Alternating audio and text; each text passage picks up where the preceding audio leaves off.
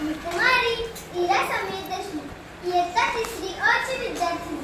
आज मी तुम्हाला माझ्या कोल्हापुराविषयी 4 ओळी माहिती सांगणार आहे। ती तुम्ही शांतपणे ऐकून घ्यावी अशी माझी नम्र विनंती। पंचगंगेच्या काठी वसलेला कोल्हापूर जिल्हा 3.5 शक्तिपीठांपैकी संपूर्ण शक्तिपीठ असलेला अंबाबाईचा कोल्हापूर जिल्हा, ज्या मातीत घडून गेलेल्या इतिहासाच्या पाऊलखुणा आजही पाहायला मिळतात, तो कोल्हापूर जिल्हा। एका आख्यायिकेनुसार कोल्हासूर नावाच्या राक्षसामुळे प्रजा त्रस्त झाली होती। त्याच्या अराजकतेला कंटाळून देवतांनी देवीकडे विनंती केली। त्यामुळे देवी महालक्ष्मीने कोल्हासुरासोबत युद्ध करून त्याचा वध केला। कोल्हासुराने देवीकडे अशी विनंती केली की या नगरीचे नाव कोल्हापूर असे राहू दे। देवीने त्याची विनंती मान्य केल्यामुळे या नगरीचे नाव कोल्हापूर असे पडले। हे शहर इतिहासात घडलेल्या अनेक घटनांचे साक्षीदार आहे। पन्हाळगडला वेढा देऊन सिद्धी जोहरने शिवाजी महाराजांना येथेच कोंडीत पकडले।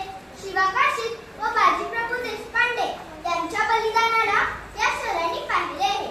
मोगलांच्या तावडीतून सुटल्यानंतर शिवाजी महाराज आणि संभाजी राजांची भेट येथे झाली। प्रकृती, इतिहास, संस्कृती आणि अध्यात्माची योग्य सांभाळ असलेला हा जिल्हा प्रत्येक वयोगटातल्या व्यक्तींना काही ना काही देतो। कोल्हापूर जिल्ह्याचे क्षेत्रफळ 7,685 वर्ग किलोमीटर आहे। एकूण 12 तालुके आणि 1235 गावे आहेत। महाराणी ताराबाईंनी या जिल्ह्याच्या विकास कार्यात मोलाची भर घातली आहे। नाही केला विचार राज्य भोगण्याचा, नाही केला विचार राज्य भोगण्याचा, कानी घुमे तिच्या सदा प्रजा वेदनांचा, कानी घुमे तिच्या सदा प्रजा वेदनांचा, लाखोत एक जननी लाखात एक राणी, लाखोत एक जननी लाखात एक राणी, महाराणी तारा राणी, महाराणी तारा राणी। त्यानंतर छत्रपती शाहू महाराजांच्या कार्यकाळात या भागात मोठ्या प्रमाणात सामाजिक आणि शैक्षणिक विकास झाला। स्वप्नवरी बाळगून करावा जनतेचा उद्धार, स्वप्नवरी बाळगून करावा जनतेचा उद्धार, शोषितांना तारण्या घेतला अवतार, राज्य सत्ता आली शाहूंच्या हाती, भाग्यमय झाली कोल्हापूरची माती। 1884 ते 1922 या 38 वर्षांच्या कारकिर्दीत राजश्री शाहू महाराज यांनी सामाजिक सुधारणा, अस्पृश्यता निवारण व शैक्षणिक क्षेत्रात मोलाची कामगिरी केली। तसेच कला, क्रीडा, नाट्य, चित्रपट उद्योग, कारखानदारी या सर्व क्षेत्रात अतिशय भरभराट झाली।